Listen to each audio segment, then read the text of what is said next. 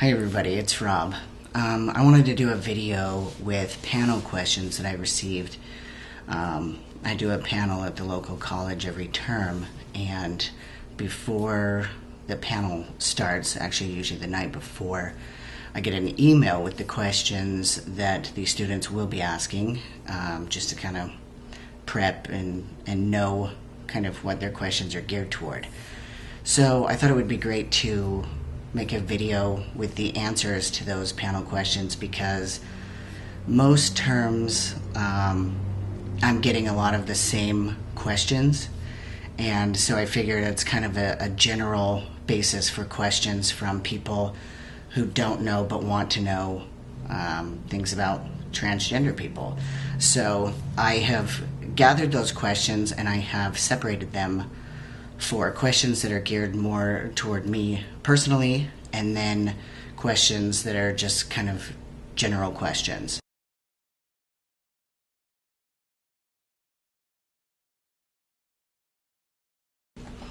My mother, because of the way she took my coming out the first time as a lesbian, I was terrified to come out to her for a second time as transgender. I thought, like, this was going to be so much bigger because, you know, she is the one who gave birth to me as the little girl that I was. And so I was terrified because the first time didn't go well. But she has grown and learned and changed a lot since I came out before. And much to my surprise, she took it very well, and was even a part of an interview for a magazine article that I was in. So she actually spoke to the writer of the article, and I thought that was a giant step, and she makes me very proud. So that was awesome for me. So it was the hardest to come out to her, but it was easy once it did, if that makes any sense.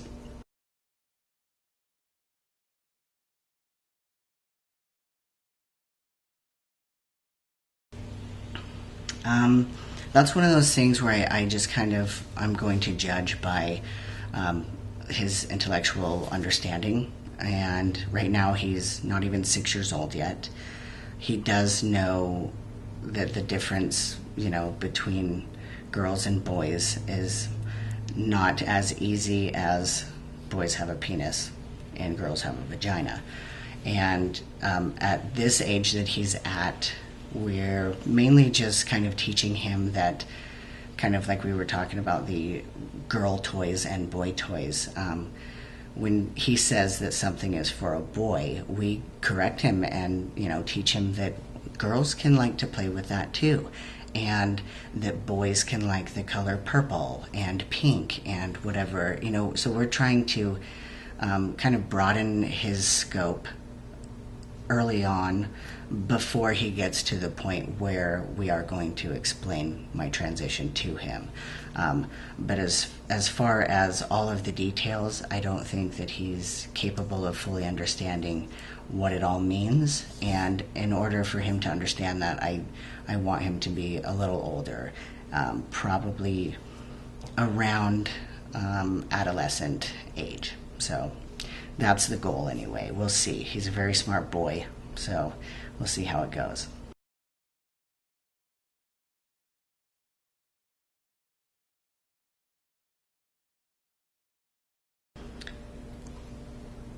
I personally, I don't like conflict. I am non-confrontational, and I don't really put myself in a position where I would have a debate with a religious person about me being transgender and it being wrong or a sin.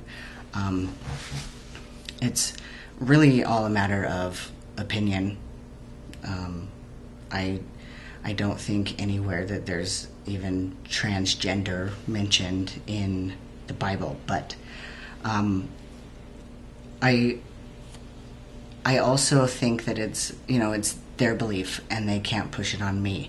So whatever they interpret as a sin or something wrong, that's their opinion.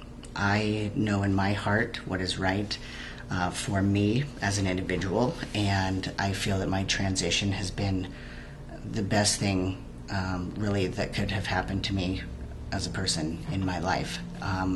The opportunity to get to transition has been a blessing in my life, and quite possibly a lifesaver.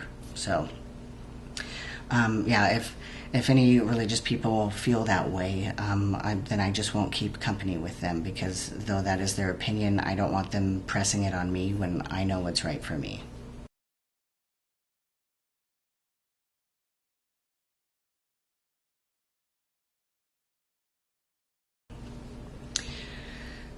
I have not had any bad experience in the bathrooms since I have started using the male restrooms. At my gym, I use the men's locker room, though I don't shower there. I live really close to the gym, so I just head home in my sweaty clothes and then take a shower when I get home. Other than that, the bathroom situations, when I have to use the bathroom, I just go in the stall. Clearly, men also have to, take a dump. So, in just about every bathroom, I think, every men's bathroom, there's at least one stall in case men have to take a dump. So, that is the one that I use. I go in there and use the restroom, and I come out of it. It's no big scientific problem to figure out. It's easy as that. Just go to the toilet, use it, and be done. There's always a door, as men also like to poop in privacy. So, yeah, it's no big deal for me to use the men's restroom, and I've never had somebody confront me or try to pick a fight or try to break into the stall while I'm using it or anything like that. So, no biggie.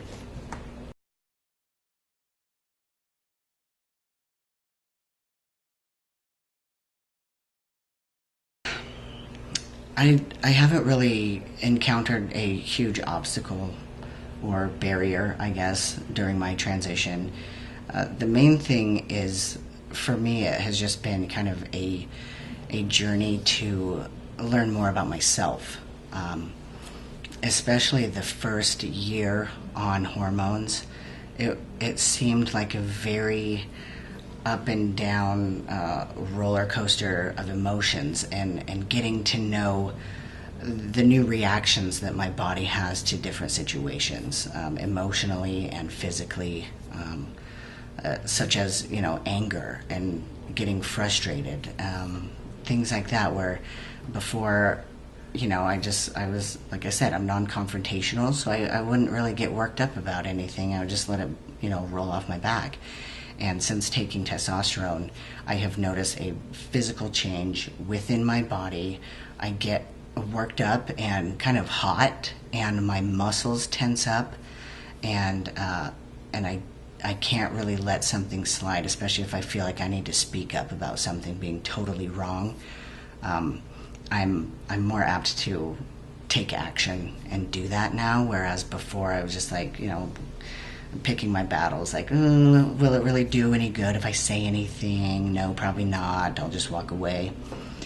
So changes like that I have noticed, especially within the first year, and physically with just my core body temperature, I'm always feeling hot, where before I was always just kind of neutral or a little on the cold side.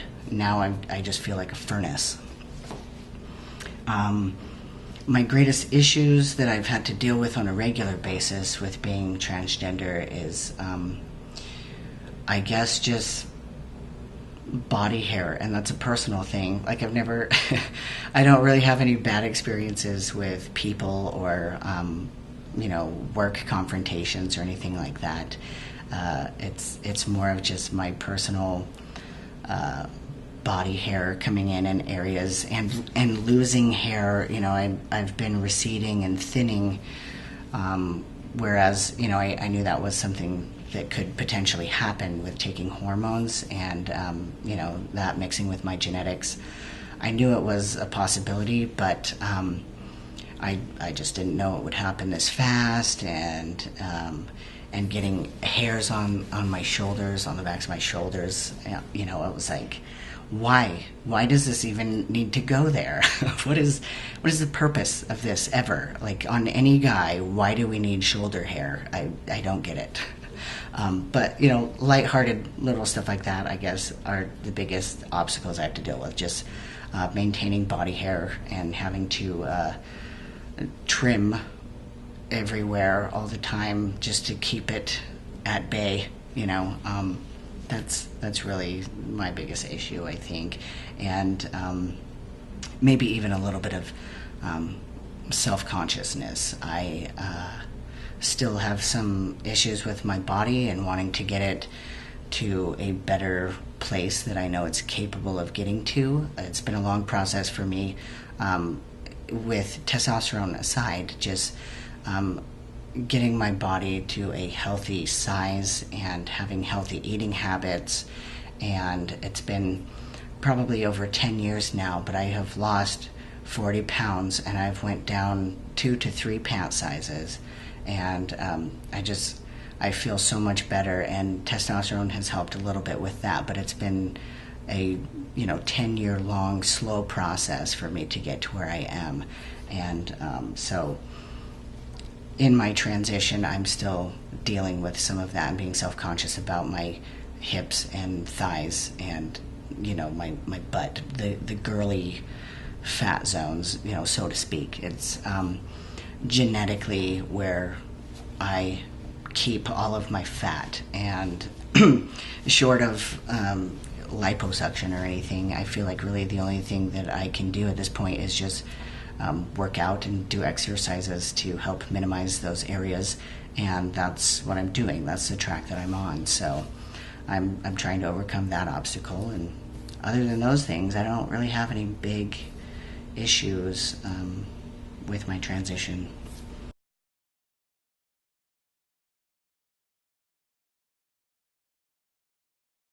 No, like I said earlier, it's, like, I would never go back to the way things were before. My life is amazing at this point, and I'm so happy that I would not, if somebody paid me $10 million, I would not, absolutely not, go back to living as a girl. It was not a happy time.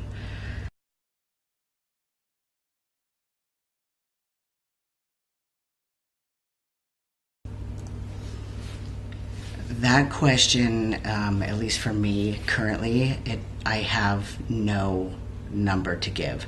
Unfortunately, it is something that is a continuous expense. I have to get my prescription refilled approximately every 6 months, and I have to continue going back to my endocrinologist to make sure that he checks my blood levels and make sure that my liver and my blood and everything is still in a healthy range. And so just that alone is going to be kind of a constant payout of money that will continue to accrue to like the grand total of a transition.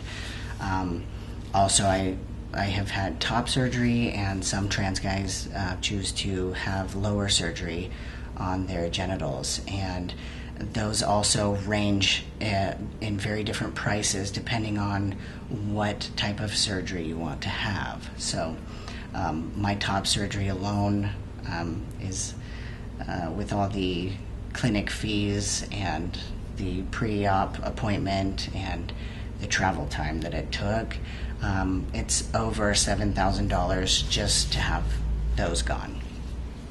So like I said, there's really no number to throw out there because it's different for everyone, and for me it's just going to continue to accrue.